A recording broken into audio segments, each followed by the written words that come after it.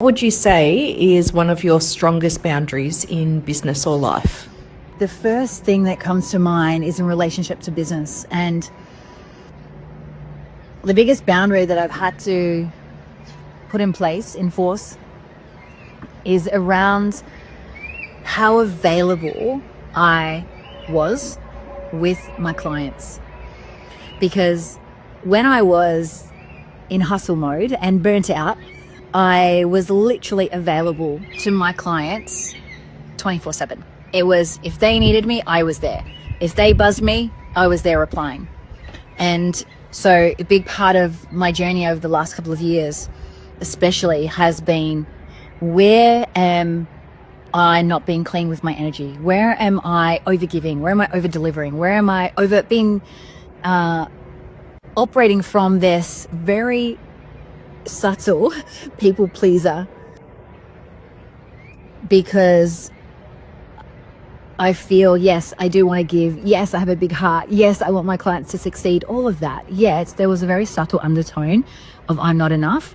And if I don't give that way, then they won't stay around. If I'm not available and if I'm not there for them every single second, they're not going to stay with me. And so I had to work through that, recode that whole belief system, and not link my value and my worth to whether my client stayed with me or not, or what they thought of me or not, right? And actually being able to communicate these boundaries, or actually choose to check in with my clients in the morning and then again in the afternoon, and do it very intentionally. So the way that I did it was I create intentional spaces where I don't just have all my friends or my family on a messenger thread. So for us, that's in Telegram. And when I go into that space, I'm intentionally choosing to go into that space to be of service to my clients. And it has literally transformed everything. It's transformed me in how I deliver. It's transformed how my clients actually feel more empowered. It's created a lot of safety for my clients, because they know too that I'm not going to just be at their beck and call. They know that they also have to be responsible leaders, and at times they may also know the answer to the question. And so it needs allaying and giving them some spaciousness and time to process, because they all have the resources that I've taught them and that they've learned from other places.